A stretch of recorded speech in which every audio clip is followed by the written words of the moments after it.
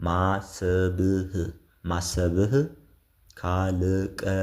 ካልቀረ ሁልጊዜ ትልቅ ሰላም ሰላም እንደምን ቆያችሁ ውድ የኢትዮ ቲዩተር ቤተሰቦች ሰላምታዬ በያላችሁበት ይድረሳችሁ። እንኳን ደህና መጣችሁ ወደ ኢትዮ ቲዩተር ዩቲዩብ ቻናል። በዚህ ቻናል የተለያዩ መሰረታዊ የአማርኛና የእንግሊዘኛ ትምህርቶችን ታገኛላችሁ። ለዚህ ቤተሰብ አዲስ ከሆናችሁ ሰብስክራይብ በማድረግ ቤተሰብ በመሆን በየጊዜው የሚለቀቁ መሰረታዊ ትምህርቶችን በቀላሉ ልታገኙ ትችላላችሁ ማለት ነው። ከዚህ በተጨማሪ ደግሞ ከኛ ጋር ማጥናት መማር የምትፈልጉ ተማሪዎች በተለያየ ሁኔታ የትምህርት እድል ያላገኛችሁ እንዲሁም ደግሞ ተምራችሁም ፐርፌክት መሆን የምትፈልጉ ተማሪዎች በታች ባስቀመጥናችሁ ስልክ እየደወላችሁ ከኛ ጋር እየተማሩ ከሚገኙ ተማሪዎች ጋር ተቀላቅላችሁ በግሩፕም እንዲሁም ደግሞ ለብቻችሁም ማጥናት ትችላላችሁ ማለት ነው። ቤተሰቦች ዛሬ ደግሞ በጣም አሪፍና አስተማሪ ቪዲዮ እንደተለመደው እናንተን ማንበብና መጻፍ ብቻ ላይ ሳይሆን በህይወታችን ላይ በጣም አሪፍ ትምህርቶችን የሚሰጡ ሐሳቦችን ይዤላችሁ መጥቻለሁ ማለት ነው። ቤተሰቦቻችን እንደምትወዱት እርግጠኛ ነኝ ማለት ነው። ቀጥታ ወደ ቪዲዮ እንገባለን። ከነቀደም ብላችሁ እያነበባችሁ ሐሳቦች ወይ አባባሎቹን እየተረዳችሁ እኔ ሳነብ ደግሞ የተሳሳታችሁበትን እያስተካከላችሁ ትሄዳላችሁ ማለት ነው። ቀጥታ ወደ ቪዲዮ እንገባለን። ደብተርና እስክሪብቶ እንዳዘጋጃችሁ እርግጠኛ ሁኑ። ቀጥታ ወደ ቪዲዮ እንግዲህ ውድ የኢትዮ ቲዩተር ዩቲዩብ ቤተሰቦቻችን እዚህ ጋር እንደምትመለከቱት ወደ 8-9 የሚሆኑ አባባሎችን ወይም ሐሳቦችን አስተማሪ የሆኑ ምክር ሰጪ የሆኑ ሐሳቦችን ይዤላችሁ መጥቻለሁ ማለት ነው። ቤተሰቦቻችን ከመጀመሪያው ጀምረን እያንዳንዷን እያነበብን እየጻፈን ሐሳቧ ደግሞ ምን እንደሆነች እያየን ነው የምንሄደው ማለት ነው። የመጀመሪያው ሐሳብ ምን ትላለች? በሰላም ውሎ መግባት ከሀብት ሁሉ በላይ ነው። በጣም አሪፍ አያችሁ ቤተሰቦቻችን። በሰላም ውሎ መግባት ከሀብት ሁሉ በላይ ነው። በጣም አሪፍ አያችሁ። በሰላም ውሎ መግባት በጣም ትልቅ ነገር እንደሆነ ትመለከታላችሁ ማለት ነው። በመጀመሪያው ሐሳብ ላይ ቤተሰቦቻችን በሰላም ውሎ መግባት በሰላም ተኝቶ ማደር በጣም ቀላል ነገሮች አይደሉም ቤተሰቦቻችን። አሁን ለምሳሌ በአንድ ቀን ውስጥ በዓለማችን ውስጥ በጣም ብዙ ሰዎች ህይወታቸው ሊያጡ ይችላሉ። ተኝቶ ከተኙበት ላይ ነቁ ይችላሉ።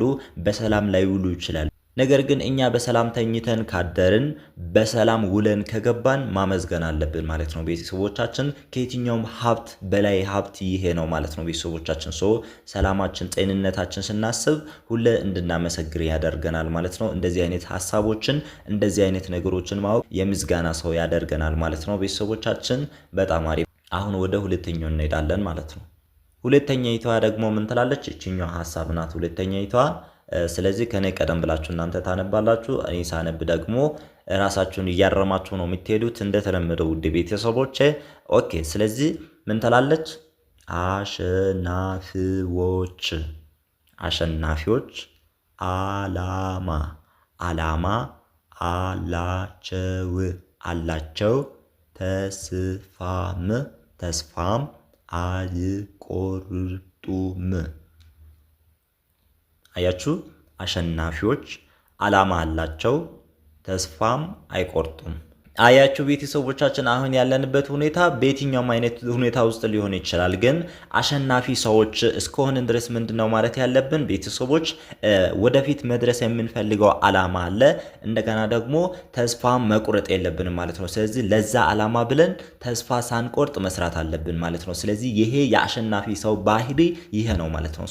አሸናፊዎች ዓላማ አላቸው ተስፋም አይቆርጡም ይላል ማለት ነው። ሁለተኛው ሐሳብ ቤተሰቦቻችን በጣም አሪፍ። በየትኛውም አይነት ሁኔታ ውስጥ ሆነን ተስፋ መቁረጥ የለብንም።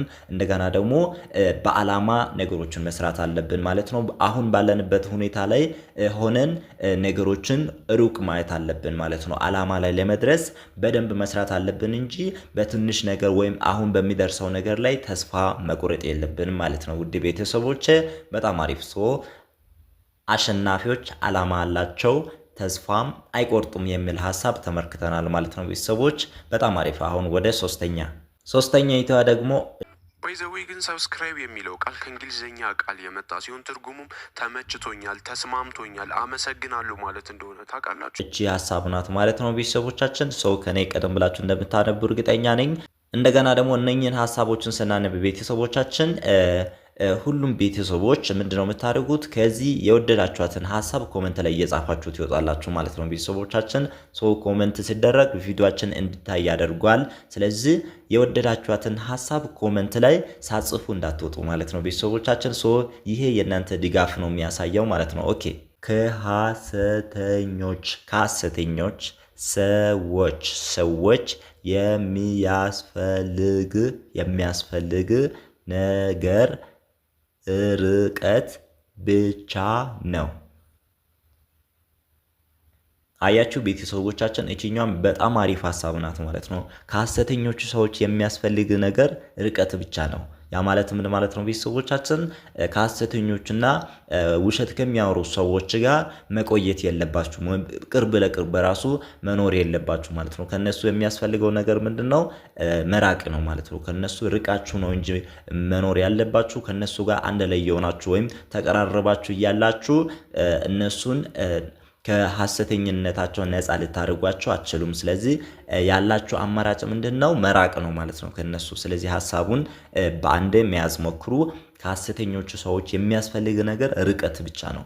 አያችሁ፣ አጠገባችሁ መሆን የለባችሁ ማለት ነው። ሐሰተኞቹ ሰዎች ጋር አጠገባችሁ ቅርብ ለቅርብ ሆናችሁ ከነሱ ጋር መተባበር የለባችሁ ማለት ነው። መራቅ ነው ያለባችሁ የሚል ሐሳብ ነው ማለት ነው። ሶስተኛው ሐሳብ አንድ ላይ ሳነብላችሁ ምን ይላል ቤተሰቦች? ከሐሰተኞች ሰዎች የሚያስፈልግ ነገር ርቀት ብቻ ነው የሚል ሐሳብ ሶስተኛ ላይ ተመልክተናል ማለት ነው ቤተሰቦቻችን። አሁን ወደ አራተኛ እንሄዳለን ማለት ነው ቤተሰቦቻችን። በጣም አሪፍ። ኦኬ ሶስተኛዋን በዚህ መልክ ተመልክተናል። እሺ አራተኛይቷ ደግሞ ምን ትላለች? ሁሉም ነገር የሚከሰተው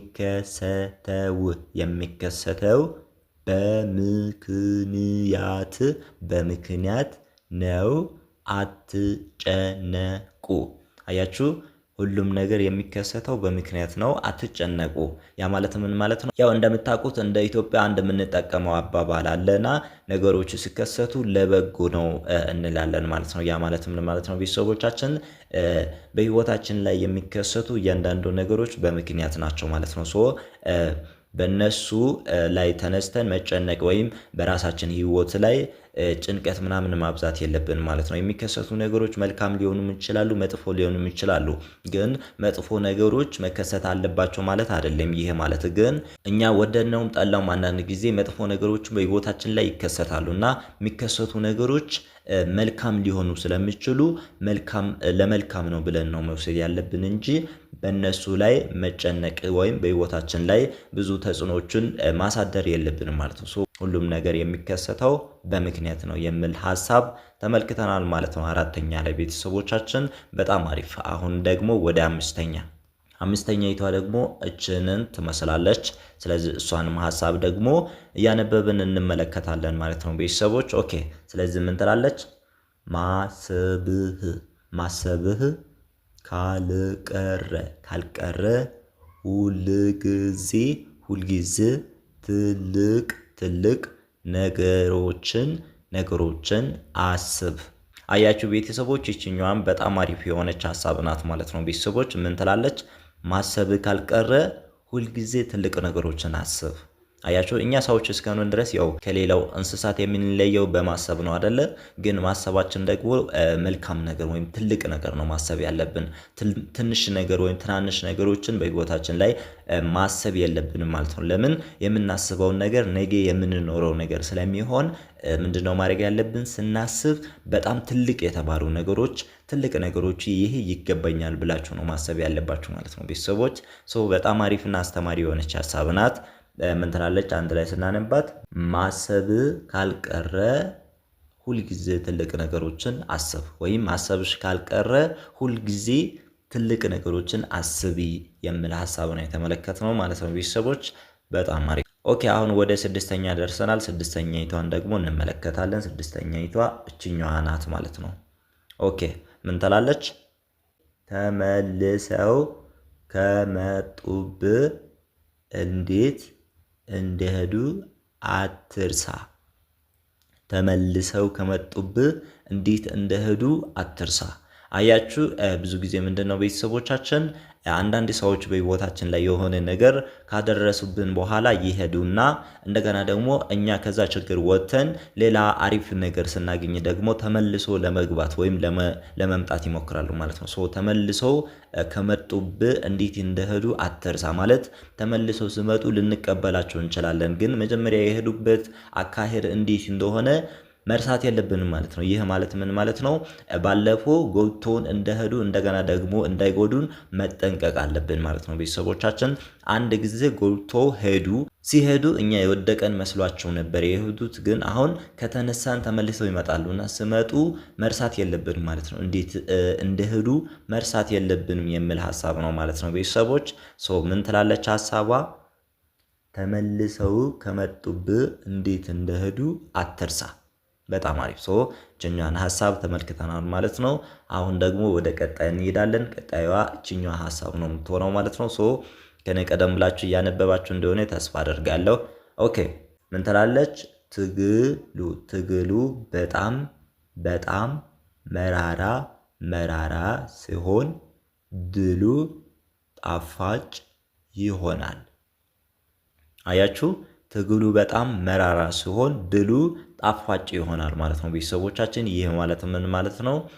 ትግሉ ሲባል ወይም ፍጻሜው ወይም ውጤቱ ጋር እስክንደርስ ድረስ የምንለፈው ልፋት አለ አይደለ? እሱ በጣም ደባሪ ወይም በጣም ብዙ ዋጋ የሚያስከፍል ሊሆን ይችላል፣ ግን ጣፋጭ ወይም ድሉ ሲመጣ በጣም ደስ ይላል ማለት ነው። ያ ማለት ምን ማለት ነው ቤተሰቦች? አሁን ለምሳሌ ሩጫ የሚወዳደሩ ሰዎች አሉ አይደለ? ሩጫ የሚወዳደሩ ሰዎች ሩጫውን ሲያሸንፉ ምንድነው የሚያገኙት? ብር፣ ወርቅ ምናምን በጣም የከበሩ ነገሮችን ነው የሚያገኙት እና ህይወታቸውን የሚቀይሩ ነገሮችን ነው የሚያገኙት። ግን ብዙ ሰው ይህን ማድረግ የማይችለው ለምንድነው? ትግል አለ ማለት ነው። ውጤቱ ጋር ከመድረሳችን በፊት ሌሊት ወጥተን መሮጥ አለ፣ ብዙ ዋጋ መክፈል አለ። ስለዚህ ይሄኛውን ብዙ ሰው ማድረግ ስለማይችል ነው ብዙ ሰው አሸናፊ ማይሆነው። አያችሁ እንደ ኢትዮጵያ ለምሳሌ ከሚሮጡ ሰዎች በጣም ብዙ ትልቅ ዋንጫ የሚያመጡ ሰዎች ወይም ትልቅ ቦታ የሚደርሱ ሰዎች ጥቂቶች ናቸው። ያ ማለት ምን ማለት ነው?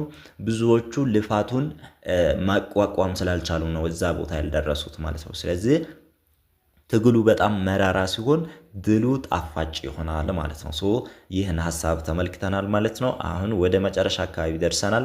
የመጨረሻኛይቷን ሀሳብ ተመልክተናት እንጨርሳለን ማለት ነው። ቤተሰቦቻችን በጣም አሪፍ ብዙ ነገር እየተማራችሁ ብዙ ነገር እያገኛችሁ ብዙ ለህይወታችን የሚጠቅሙ ሀሳቦችን እያገኛችሁ እንደሆነ ተስፋ አደርጋለሁ። ኦኬ የመጨረሻኛይቷ ሀሳብ ምርቃት ናት ማለት ነው። ቤተሰቦቻችን አሁን መጨረሻ ላይ ምርቃት መስጠት ለምጃለሁ ማለት ነው። እናንተም እንደምትወዱት እርግጠኛ ነኝ። ምንድነው የምለው? እግዚአብሔር